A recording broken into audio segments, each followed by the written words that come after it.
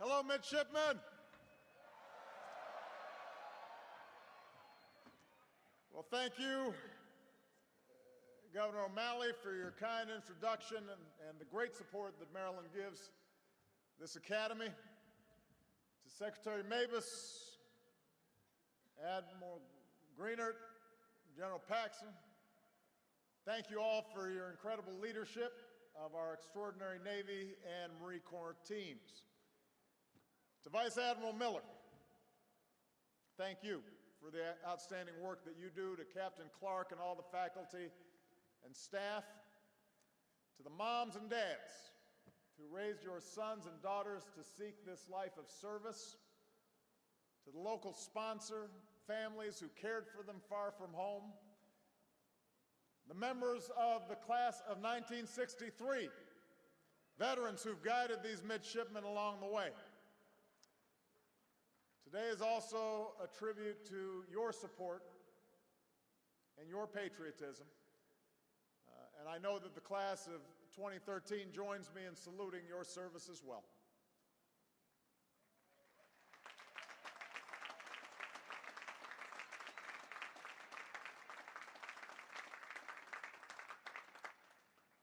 To the entire brigade of midshipmen,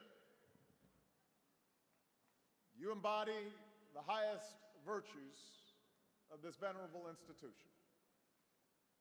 And yet I know that some of you at times have enjoyed yourselves at other local institutions, like McGarvey's and Armadillo's.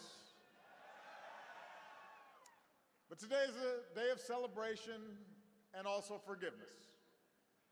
And so, in keeping with tradition, I declare all midshipmen on restriction for minor conduct offenses are hereby absolved.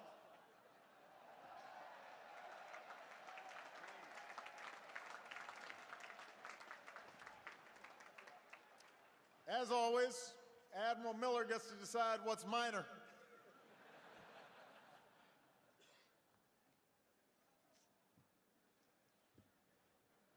Some of these guys are laughing a little nervously about that.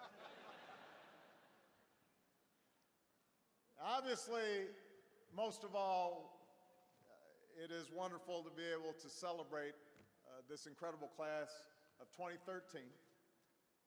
This has special meaning for me as well because the United States Naval Academy was the very first service academy that I had the privilege to address as president.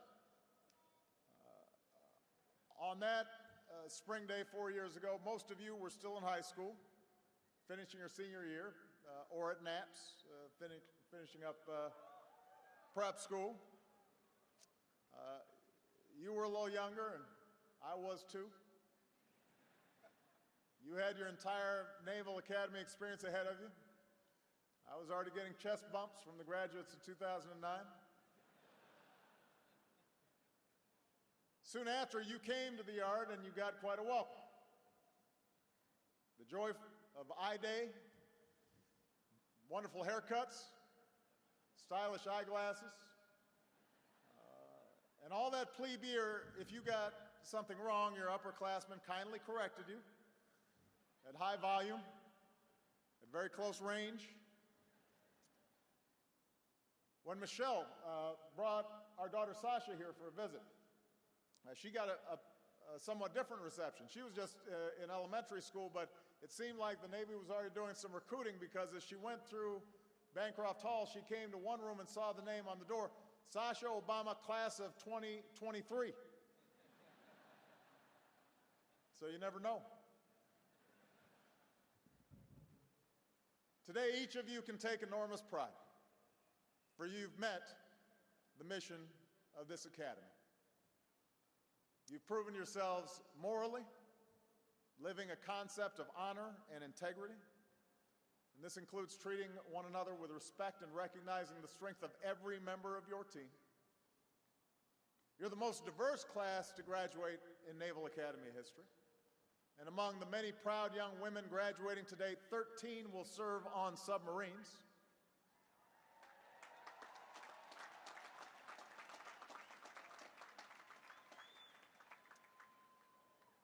You've proven yourselves mentally, Now, I know that some think of this as just a small engineering school on the Severn. You've not only met its rigorous standards, you've helped this academy earn a new distinction, the #1 public liberal arts school in America.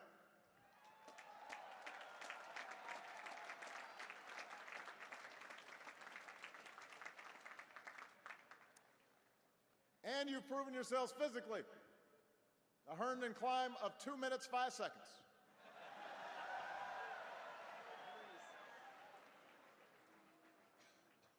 Now that they've put the grease back on, no one will ever match your time.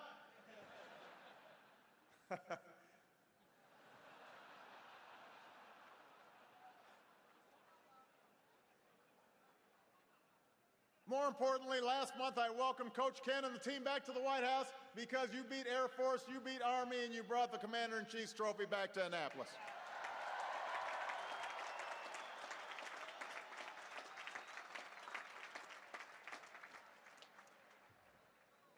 So class of 2013, in your 4 years by the Bay, you've met every test before you. And today is the day that you've been counting down to for so long. You will take your oath. Those boards and gold bars will be placed on your shoulders. And as your Commander-in-Chief, I congratulate each of you on becoming our newest officers. Ensigns in the United States Navy, second lieutenants in the United States Marine Corps. And soon you will join the fleet. You will lead Marines. And just as you've changed over the past 4 years, so too have the challenges facing our military. Before you arrived here, our nation was engaged in 2 wars. Al-Qaeda's leadership was entrenched in their safe havens. Many of our alliances were strained, and our nation's standing in the world had suffered. And over the past 4 years, we've strengthened our alliances and restored America's image in the world. The war in Iraq is over, and we welcomed our troops home. Thanks to our brave personnel, including our incredible Navy SEALs, we delivered justice to Osama bin Laden.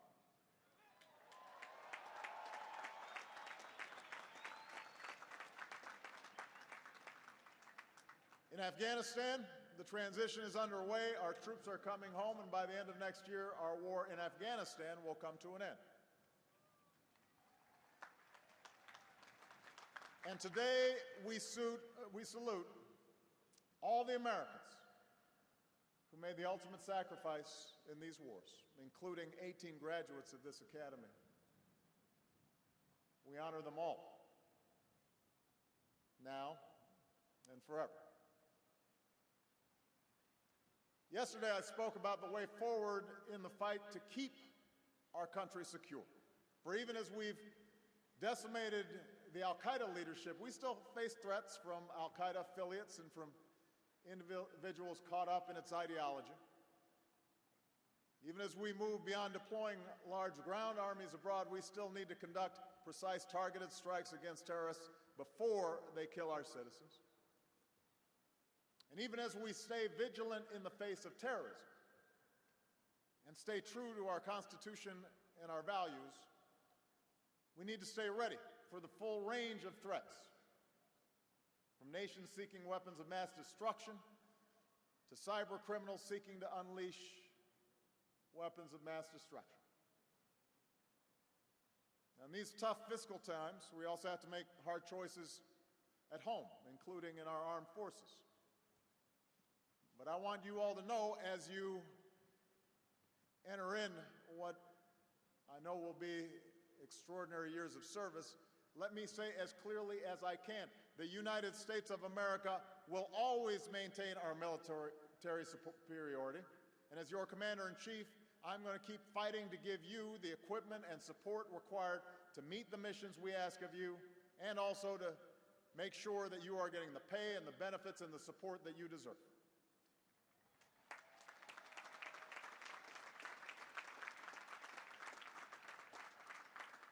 I'll keep fighting for the capabilities and technologies you need to prevail.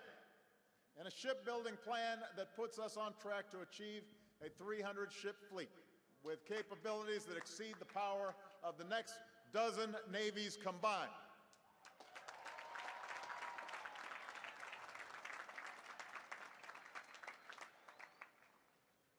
And I'll keep fighting to end those foolish across-the-board budget cuts known as the sequester, which is threatening our readiness. With deficits falling at the fastest rate in decades, it's time for Congress to budget in a smarter way that protects middle-class priorities, preserves investments in our future, and keeps our military strong, because we have the best-trained, best-led, best-equipped military in history, and I am determined to keep it that way, and Congress should be too.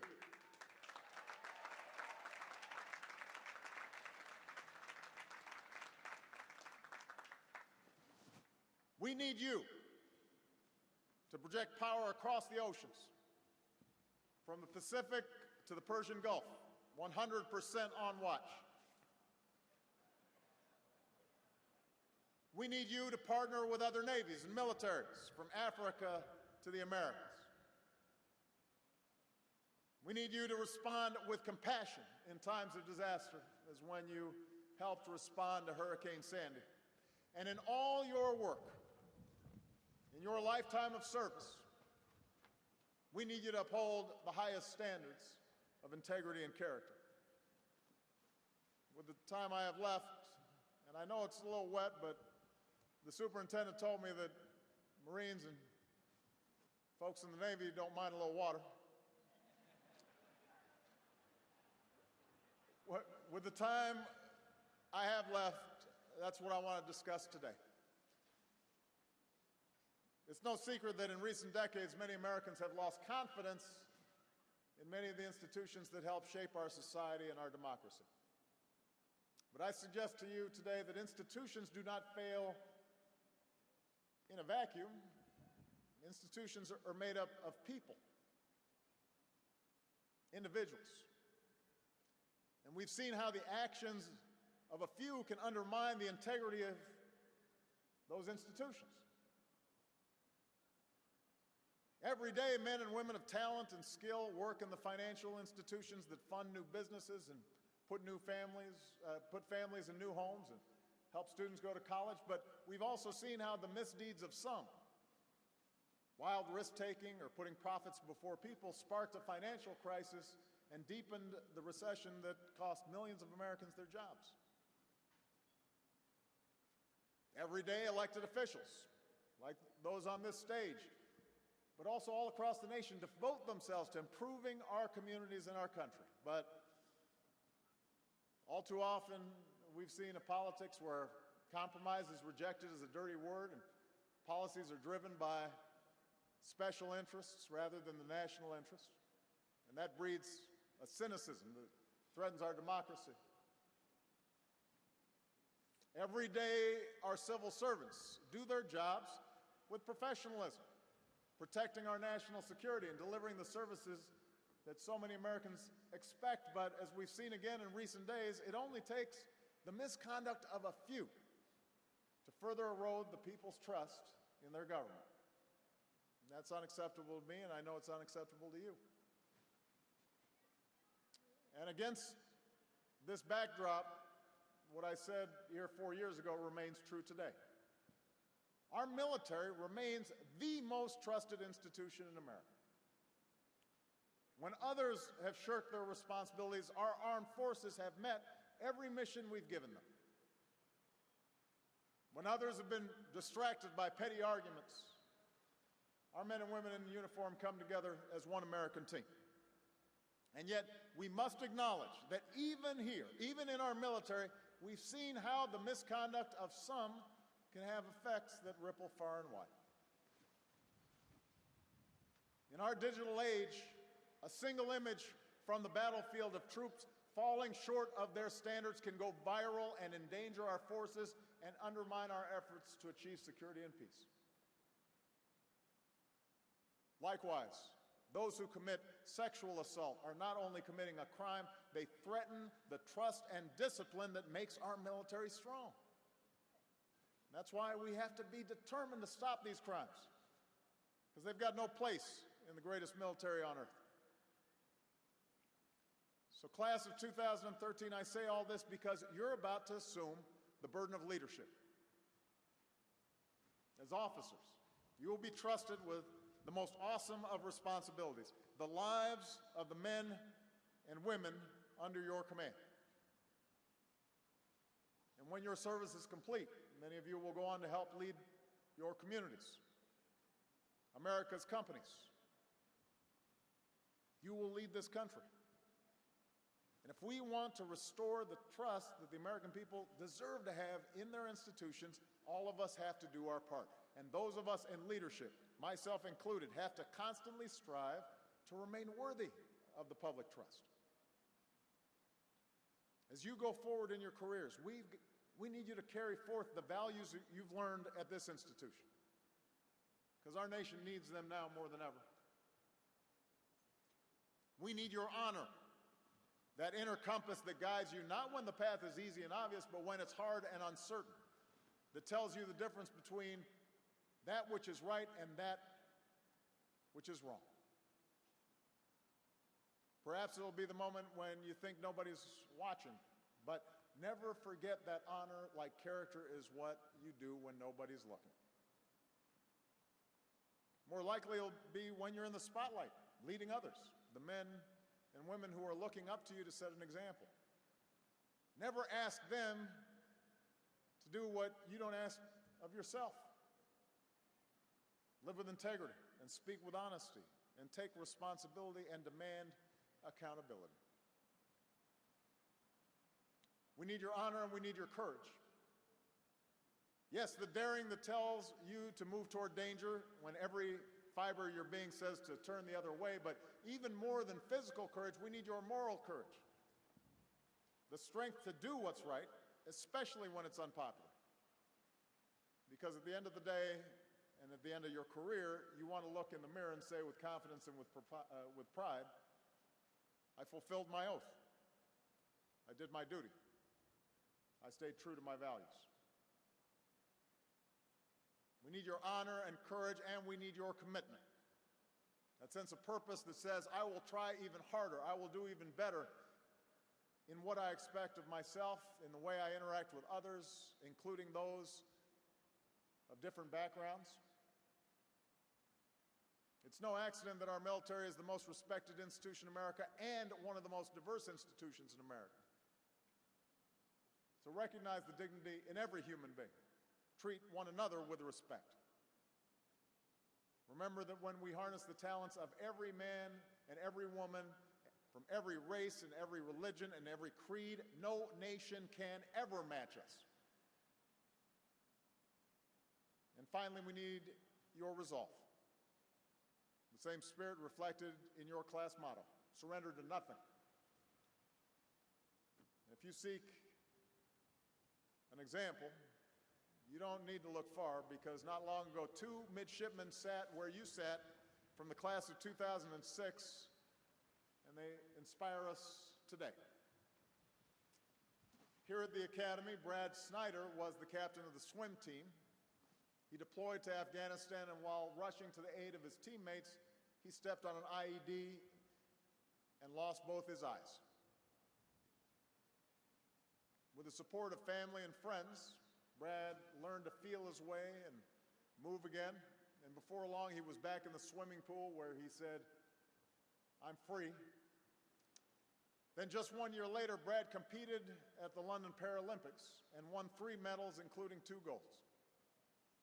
And when Michelle and I welcomed our U.S. Olympians to the White House, Brad joined us, standing tall right in front, and he said, overcoming adversity is a decision.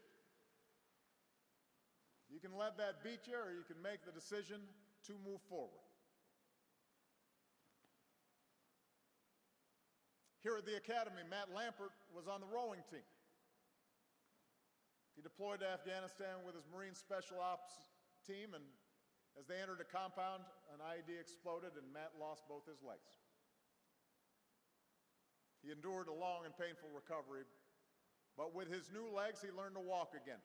He practiced, he trained, and then he passed his physical tests and deployed to Afghanistan again, a double amputee back in the fight. And Matt recently completed his tour. He is back home, and he's looking ahead to many years of service. And reflecting on his journey, his mission to return to his unit, he said he was determined however long it was going to take. So class of 2013, I cannot promise you a life of comfort and ease, for you have chosen an ancient path, the profession of arms, which carries all the perils of our modern world. And just as classes before you could not know that they would find themselves at Coral Sea or Midway or Fallujah or Helmand, we cannot know sitting here today where your service will carry you. But I do know this. As you say farewell to Bancroft Hall, as you make your way down Stribling Walk one last time, you're becoming the newest link in a storied chain. As I look into your eyes today, I see the same confidence and the same professionalism, the same fidelity to our values of those who've served before you. The Jones and Nimitz and Lejeune and Burke and, yes, the Snyder and the Lampert, Americans who surrendered to nothing. And I'm absolutely confident that you will uphold the highest of standards and that your courage and honor and your commitment will see us through, and that you will always prove yourselves worthy of the trust our nation is placing in you today. So congratulations, class of 2013. God bless our Navy. God bless our Marine Corps. God bless our armed services. God bless these United States of America.